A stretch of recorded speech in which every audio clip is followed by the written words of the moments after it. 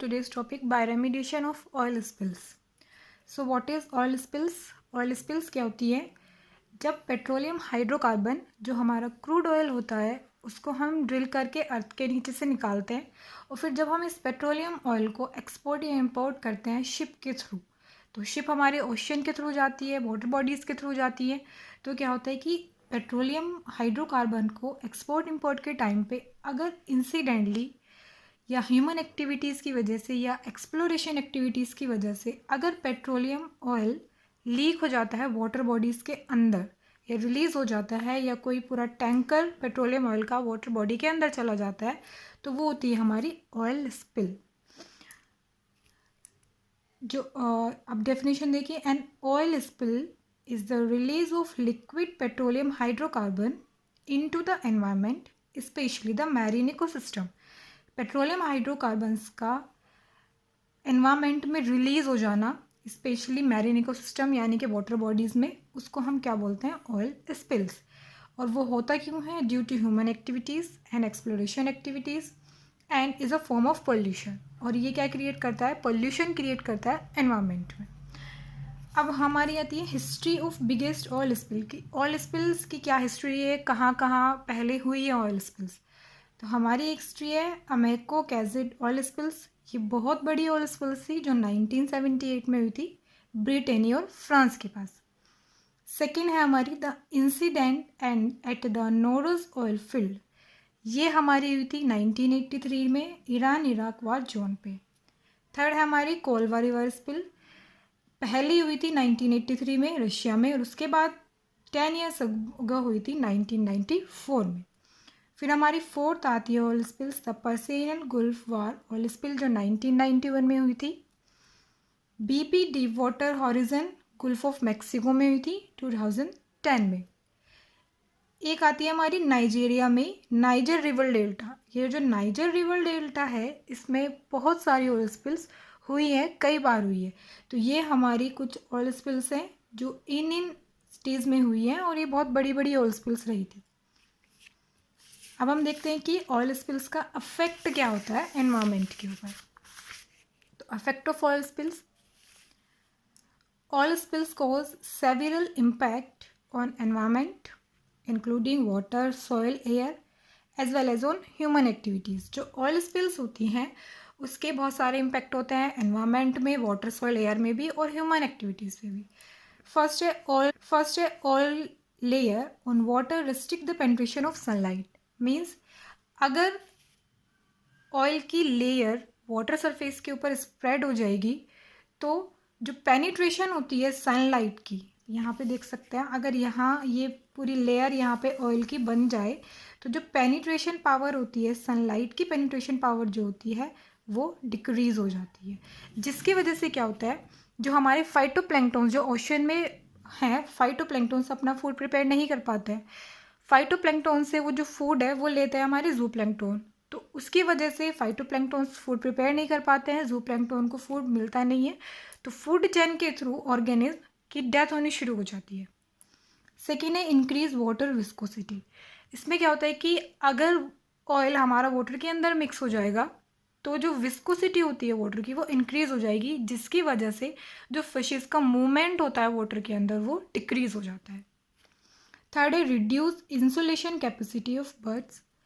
अगर oil water के अंदर होगा तो क्या होगा, जो बर्ड्स होती हैं आके ओशन पे बैठती हैं या फिर सॉइल पे आ रहा है तो क्या होता है कि पूरी जो बर्ड होती है, बर्ड की पूरी बॉडी पे ऑयल की एक लेयर बन जाती है।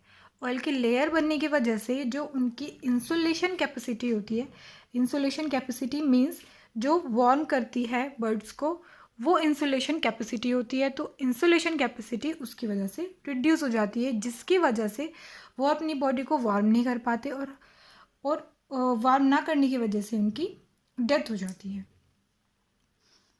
फोर्थ आता है हमारा impair the ability of fly.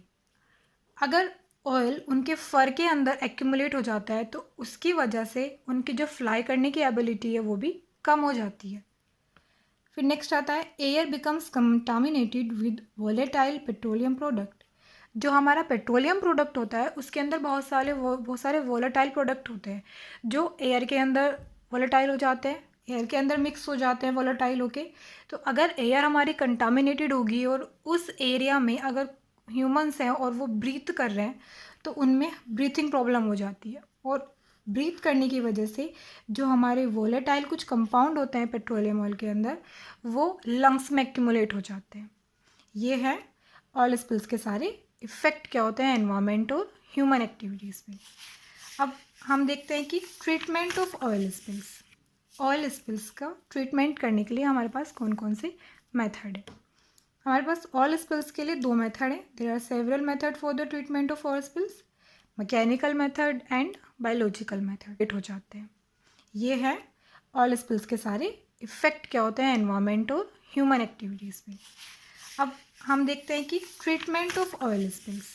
Oil spills का ट्रीटमेंट करने के लिए हमारे पास कौन कौन से मेथड है। हमारे पास ऑयल स्पिल्स के लिए 2 मेथड हैं। There are several method for the treatment of oil spills, mechanical method and biological method. Mechanical method में 3 टाइप आते हैं, एक स्कीमर, सोरबेंट और बूम्स। बायोलॉजिकल मेथड में बाय रेमिडिएशन हम करते हैं, जो मैंने पहली वीडियो में आपको बताया कि जब हम माइक्रोब्स की हेल्प से किसी पोल्यूटेंट या वेस्ट को ट्रीट कराते हैं, डिग्रेड कराते हैं, दैट इज़ बायो रेमिडिएशन। अब हम देखते हैं मैकेनिकल मेथड में स्कीमर, सोरबेंट और बूम्स क्या होते हैं, किस तरीके से हम मैकेनिकल मेथड की हेल्प से वो जो ऑयल स्पिल है, वो जो ऑयल हमारा वाटर के अंदर मिक्स हुआ है, हम उसको किस तरीके से सेपरेट कर सकते हैं। तो जो बूम्स होते हैं हमारे, बूम्स हमारे फ्लोटिंग बैरियर होते हैं। सोरबेंट हमारा इंसोल्यूबल मटेरियल होता है जो कि हम लिक्विड को रिकवर करने के लिए यूज़ करते हैं। स्कीमर हमारी डिवाइस होती है जो ऑयल को कलेक्ट करती है वाटर की सरफेस के ऊपर से।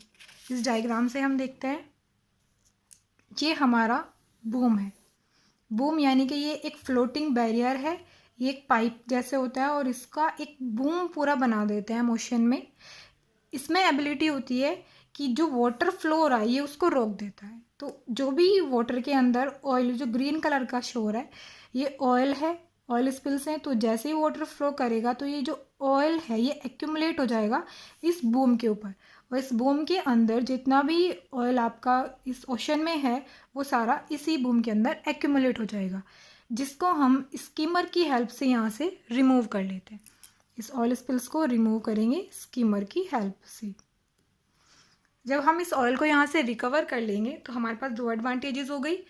एक तो हमारा जो ओशन है उसका वाटर क्लियर हो जाएगा, जो हमने ये ऑयल हमने यहाँ से रिकवर किया है वो हमारे फर्दर यूज़ के, उसको हम फर्दर यूज़ कर सकते हैं। नेक्स्ट आती है हमारी सोरबेंट सेल। सोरबेंट सेल क्या है, हमारा इनसॉल्युबल मटेरियल है, यानी कि ये जो सेल्स हैं हम इसको ओशन के ऊपर डाल देते हैं, इसी तरह ये फ्लोट करती हैं।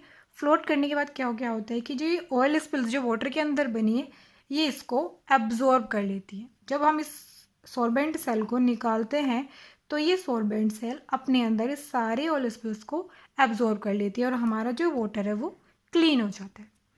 ये है आपका bio remediation of oil spills. Thank you.